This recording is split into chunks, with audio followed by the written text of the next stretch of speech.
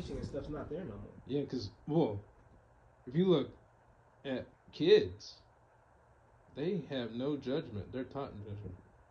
Right. My girls talk to everybody like they're just regular people. They don't see the judgment. Yeah. Especially Riley. It's the innocence. That's what gives you the positivity. Innocence. So, but then the teachings too, right? Like the teachings is just so crucial, because you're born with the positive traits, but you have to teach them how to enhance all those. Then you got to teach them about themselves through the numbers. So it's just you have to catch everything early, bro. Everything has to be done early as possible before negative gets to seep all the way through. Because negatives come in every chance it gets, because you can't have positive without negative. So it's always coming because it's attracted to each other. Positive and negative attracted to each other. You have to put a barrier between them as much as you can. Yes. Heaven and earth and heaven. And that's knowledge. That's what they tell us in the cartoons. You always have the good side and the negative side. The angel and the devil. The cartoons, they always had both on your shoulder, because it's who you are. That's either sometimes you give in to the devil's side, sometimes you give in to the righteous side. But yeah, but what you have the knowledge, you won't do that most likely though, because those things won't be a factor for you, because you'll never have done that. You've never done that. Like, can you imagine saying I've never done that? That negative bullshit, I've never done it. So what would make you do it? If you never did it, you know what I'm saying? You wouldn't do it, because you already have experiences of this is that's we don't do that. This is this is who we are from day one. And the funny thing about the heaven, hell, or the good and evil, it's never just it's not all. It's like, okay, so Dragon Ball Z teaches us that there's this world, and then there's the demon world, the demon realm, this realm and the demon realm. Mm-hmm. So you would think the demon realm is just all evil. Evil, demons. There's good in the demon realm. So that's crazy, because that gives you hope. Because you think about this world, it's supposed to be the God. More, you would think it's supposed to be more godly, more heavenly, whatever. But there's evil in this world. Yeah. So this is a different world. But still, though, you know what I mean. If there's good in the demon world, that's crazy. Because there is. Dragon Ball Z said it. Because the Glens will live there, and the Glens were born from trees. There was no sex involved. Them niggas was straight born from fucking trees. And they were so cold they became the guardians of the world. Nice. It's interesting.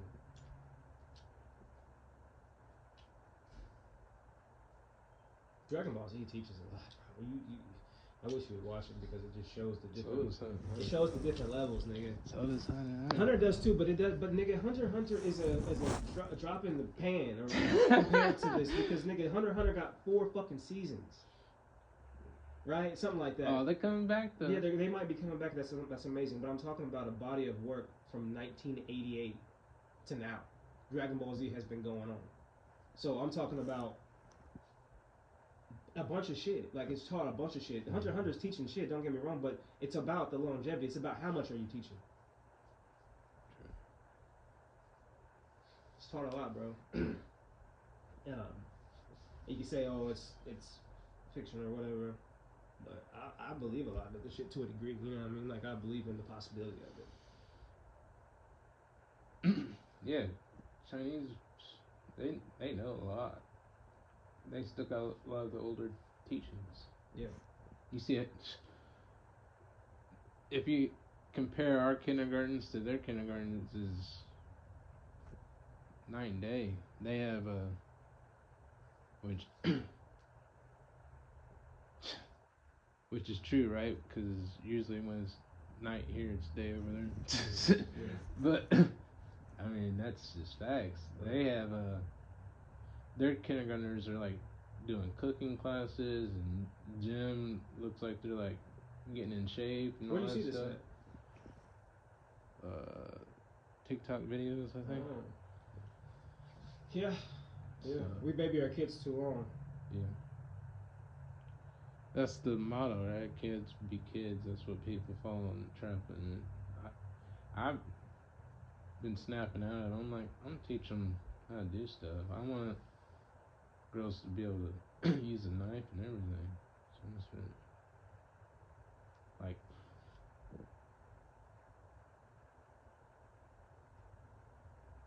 if you teach your kids discipline and safety, then yeah, trust that you're teaching them. Like, that's Right. the biggest one. So. Right, and I like how you said the knife stuff because, but like the kids need their own version of everything, right? And that's where toys came in, Yeah. and then they started just depending on toys. But no, it needed to be more adult stuff, more adult-ish toys. You know, not what I'm saying, toys to their level, like things to their level, knives to their level, like just stuff to their level. Right. Everything needs to be about their level because it's all about safety. Right. Because ain't that what jobs always talk about? Supposedly safety, safety, safety. At the end of the day, it's about the safety because you want them to be able to live to learn. You know what I'm saying? So it's just all about the safety. Yeah. If you can do things safely, it should be done. Yeah. 100%. Got to. Got to teach out here, bro. We have to mold. We have to. What's that today? But we're on this shit now. We've been on this shit for a little while. It's just about putting the consecutive time into this shit. We just have to put the days into everything. We want to do the podcast, well, we're going to have to put the time into it. Can't be a one-time thing, one and done. We have to continuously do it. Just like with the gym, we got to continuously go to see results. So we have to continuously do this shit. Shit ain't always going to happen overnight. And I know eights always think they can get everything real quick. We can get it quick, but we have to. It's about how quick can you get through the steps. How fast can you go through the steps without falling? Go at a certain pace. That way you can retain everything and do it flawlessly.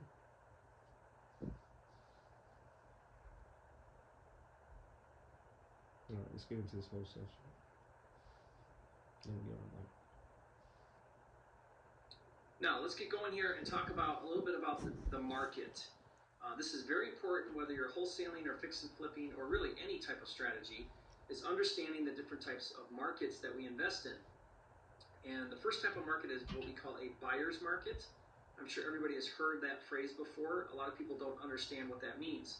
That simply means that supply, meaning homes, right, inventory, is up.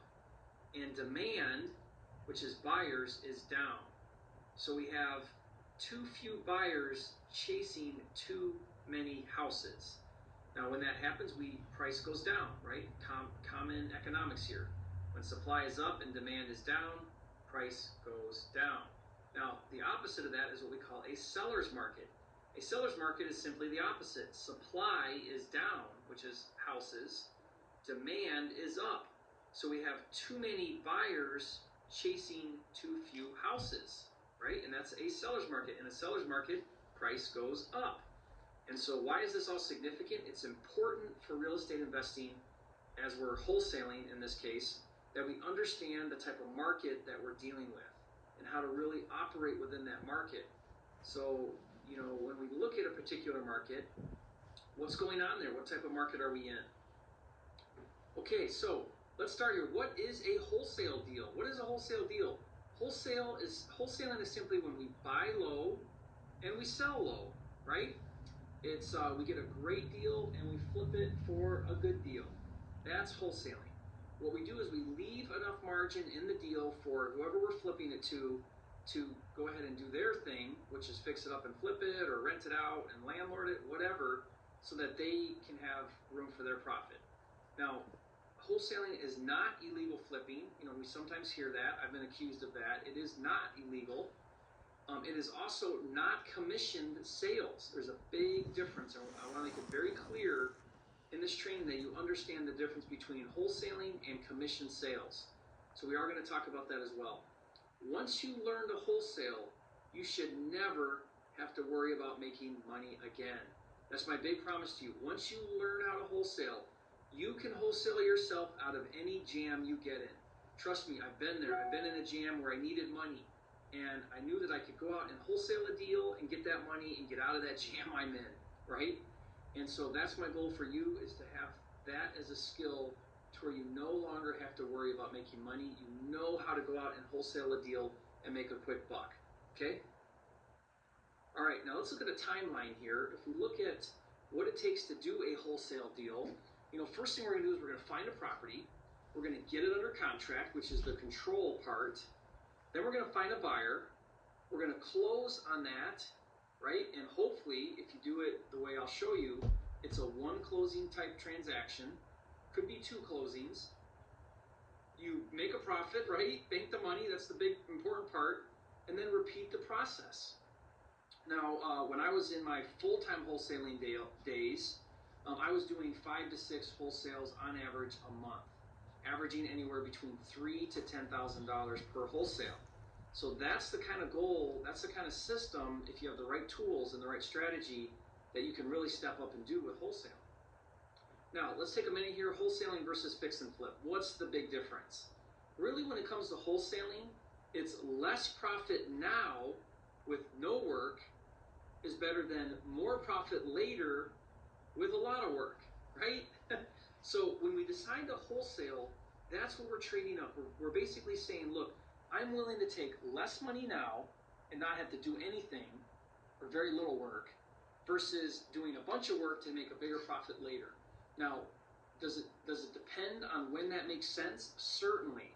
I'm at a state now in my business and in my investing career where it's okay for me to do the work and make a bigger profit later, especially as you really learn your fix and flip model and you learn how to systematize that process.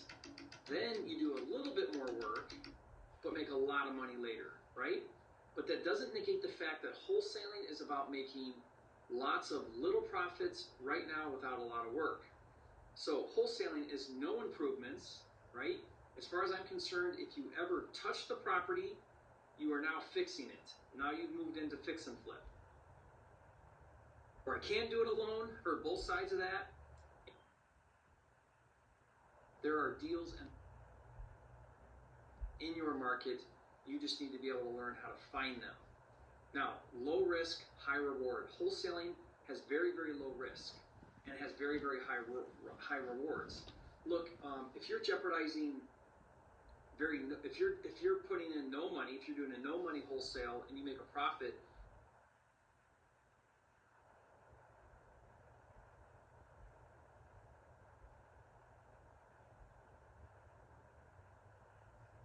six areas are the following. Understanding your target market. We're going to talk specifically about who your buyer is. Who are you going to wholesale to? There's 3 different buyers. We're going to talk about that in detail. Also, analyzing the deal. How to look at the deal, analyze the numbers, and decide what you need to be at, where you need to be. Controlling the deal. How do we get that property under control? How do we actually set up our closings? How do we structure it? Finding the deal. How do we find deals? That's a very important aspect of it. Finding the buyer. How do we find that target buyer that we can wholesale to? And then also funding the deal. How do we put the funds together to do a wholesale deal? And these are kind of the major areas that we want to really get good at and master. There's a few. All right, so that I really in this section we're going to talk about understanding your target market. And what I mean by that specifically is that there are 3 primary target buyers that you could wholesale to. So if you look at all the different options of who could we wholesale a deal to, there's really 3 different types of buyers that you could wholesale to, and we want to really understand each one of those buyers. We want to know how they think, how they invest, what kind of deals they look for, how they analyze their deals. We want to know as much as we can about whatever buyer we're going to target, so that way we can become better and more proficient at wholesaling them deals. So the 3 primary target buyers are a fix and flipper. So this is an investor who buys properties, fixes it up, and sells it to a retail buyer. We have our buy and hold investors. Now these are people who buy the property, keep it, and rent it out, right? So that's our rental market. And then we also have the retail buyer themselves, right? The end buyer or the homeowner. We could wholesale directly to the end buyer. So what I want you to take away from this is that in order to really be successful at wholesaling, you need to understand your target buyer, you need to create a niche, and then dominate that niche. In other words, you want to become really, really good at recognizing your buyer, what they want, what they need, and then how to really serve them and and how to bring them deals. And I have to share with you, when I first got started in wholesaling, for 2 straight years, I focused all of my efforts on one specific area and one specific type of buyer. I was in a low-income city, and it was a 6-mile by 6-mile town, and I focused primarily on the buy and hold investor. And I'll share a little bit more about this with you. But think about it. Once you've defined your target buyer, who you're going to focus on, you can decide now your target area, right? Because each one of those buyers is going to be a totally different type of market and a different type of way that you're going to sell properties to them and wholesale to them. So learn your market inside and out. Like I said, I picked an area. It was a 6-mile by 6-mile town. I exclusively focused on that little city. And it's funny because I drive through that town now, and I've literally wholesaled and flipped hundreds of properties in that little town. I don't think there's a street in that city that I haven't done a deal on. You know, it's funny, I drive through there and I say, I wholesale the house on that street, I wholesale the house on that street, I wholesale that house. And it's because I didn't go out there and try to serve this great big giant area. I picked one area to focus on, and my buyer was the buy and hold investor. So I wanted to know every single buy and hold investor in that city. My goal was to find them, know who they were, know where they bought, what they wanted, when they were ready to buy again, so that I could continually wholesale them deals. And so what I did is I took that area and I broke it down in a scale of Top Hand is that. Donna Farrow is that. PMR is that. Those are also people that we can shop houses to. Yeah. Because that's what they do. They are backed by investors, and they basically just do the investors' bidding for the most part. They do all that shit. Right. So if we find some better looking houses, that's the ones that we. They want. It just depends. They're gonna want ready to rent. Not necessarily, because Shade. what I'm telling you is they have investors, and they're going to tell their investors, "Hey, there's a house over here, so you can get this house, get it ready, and then we'll manage it for you." Right. I mean, I guess that's another route, yeah. Well, that's the only route. There's no house that's going to be ready that you buy unless it's like a flipped house. These houses in town that these people own, they're not fucking spectacular. They're not even great. They're not even good a lot of times. People go in and they fix them up just a tad bit with a little paint, maybe some carpet, and then fucking they rent it out. So I guess step one, call and ask what they're looking for. That's not step one. It can be a step, but you'll know by just going on their website what they want. Yeah. You'll see what they got. So that's obviously what they want. That's true. Because they work with these investors, right? And the more houses that their investor has for them to manage, the more money they're going to make. So it behooves them to send stuff to their investors. It just does, because they're making money off of this. But it doesn't have to be spectacular. Most of these places that these people own, these property management companies own, they're not good. They're really not that good at all. They're trash, and they're overpriced. So all we got to do is go find anything. We don't necessarily want to stud it out for them, possibly, but we want to get in with their investors. Yeah. of like 1 to 10, or maybe even 1 to 5, and 1 being the least desirable area, and 10 being the most ideal area within that segment, within that market segment. Now that doesn't mean war zone and all of that. It could mean that. It did for me, but you could go into a very nice retail area and you've got better parts of retail and then optimal ideal parts of retail, and what that looks like. How does that market break up for you? So for example, for me, I rated my area in a 1 to 5 scale. 1 meaning war zone, and 5 meaning, really good landlord, best in the area for a landlord or a buy and hold investor. So look, I would go down into the war zone and I'd buy houses for a couple $1,000s, flip them to to slumlords, right, that did that market, and I'd make $5, $6, $8,000 wholesaling down in the ghetto, right, in the in the war zones. And then I would go up into the nicer areas where I was paying much more, and then I'd wholesale up there to the buyers that just want to be in those nicer type of areas, all within one city. So what I did is I basically segmented out my area that I focused on and really understood it well. I knew what parts of town did what. I knew what types of investors stayed in certain areas, what they liked, what they wanted, all about that target area and that target buyer. So that's what we're going to do now is we're going to go through and we're going to break it up. And I want you to understand the difference between each, how they analyze their investing, so that way you can determine what you need to buy at so you can then wholesale to them. So for example, first let's take the fix and flipper. So this is the investor that buys, fixes, and sells retail. Now the fix and flipper is going to be not in the buy and hold market. They're not going to be in the low income areas, generally speaking.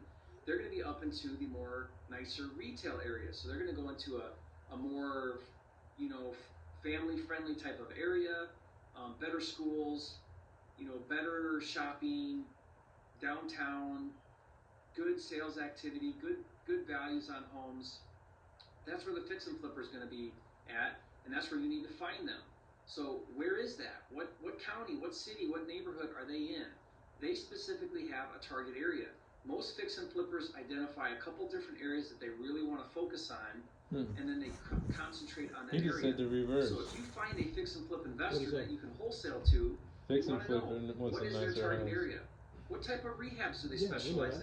Do they do lighter rehabs? Do they do full blown all out rehabs? Or whatever. Do they do higher end homes, lower retail homes? They'll do the are they more about splash and Yeah, dash they will, carpet and because paint? they got Or are they shitty more houses. about But granite it's about numbers for them. ceramic It's not tile? about quality. What are they looking for? Quantity over quality. Because if you can understand what they're looking for, you can then bring them deals.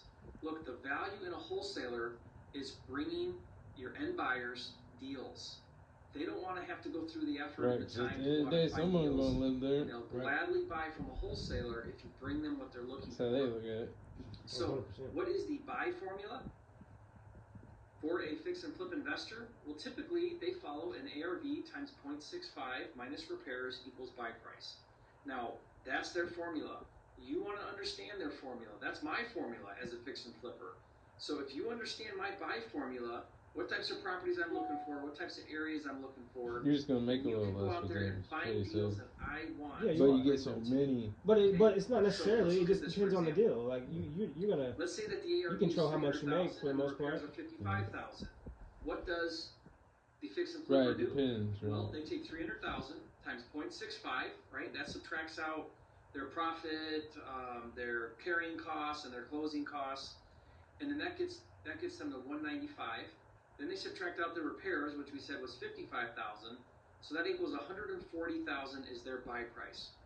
So look, if you know a fix and flipper is buying at a 65% formula, less repairs, and you know then that particular deal, they would be willing to pay 140,000, then that means anything under 140,000, if you could get it for that, you could flip it to them for 140 and make a profit on the difference. So what does that mean? Here's what in this section we're going to talk about controlling the deal. This is really the meat and potatoes of wholesaling. Right? Same as the section that we're going to go into some great detail. Minus your wholesale.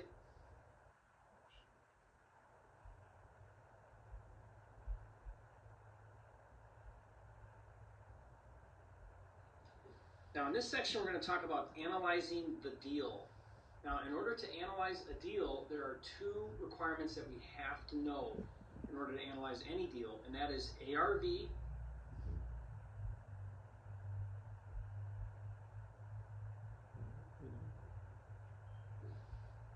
Now in this section we're going to talk about controlling the deal. This is really the meat and potatoes of wholesaling. This is a section that we're going to go into some great detail, and really it comes down to structuring, how you structure your wholesale deals. And when we talk about structuring, it's really structuring a deal between a buyer and a seller with you, wholesaler, in the middle, holding the control. It's all about the control, right? So some of the requirements to really be successful at this are creativity. You've got to be really creative. I'm going to show you some creative deals that I've done. Some trust. You got to have a comfort level with the buyer. It really works well. It's very difficult to wholesale to buyers if they don't trust you and feel comfortable with the deals you're bringing them and the structures you're bringing them. The other one is proper forms. You got to have the right documentation depending on how you do your deal, what type of structure you follow. Terms. It's all about the terms. Controlling real estate is about having the right terms in place and consideration. Consideration means money, earnest money. What kind of earnest money is involved? Most real estate transactions, you have to have earnest money involved for it to be a proper transaction. Now, the one thing I want to take a minute here and I want to say that wholesaling is not commission sales. And you better know the difference between the two. Look, if you find a deal for someone and then get paid for finding them that deal, that's called a commission. Ding, ding, ding. Realtors, right? You have to be licensed to be able to find somebody a deal and get paid a commission. Those are commission sales, and you need to be licensed. You need to, with the state that you're in, you need to be under a broker and all of that. So getting the deal under contract, which is the control, and assigning or selling the contract or the property, that's wholesaling. There's a big difference between finding somebody a deal and getting paid and actually getting that deal under contract and then flipping your contract or flipping the property. That's wholesaling. And that does not need to be licensed. You don't need to be licensed to do that because you're actually getting the property under contract as the buyer, and then you're flipping your contract, or you're buying, closing, and then flipping the property. And whatever way you structure it, you don't have to be licensed as long as you control it and you get it under contract. So I hope you see the difference there. Make sure that you understand the legal ramifications, the laws in your state. Be sure to consult an attorney and make sure that you're not breaching, commission versus wholesaling and those guidelines within your state, within the rules where you're at. Now, with that, there are three methods that we can use to structure a deal. The first is a buy and resell. So we execute a contract, we buy it, and then we turn around and execute a new contract and we sell it to a new buyer.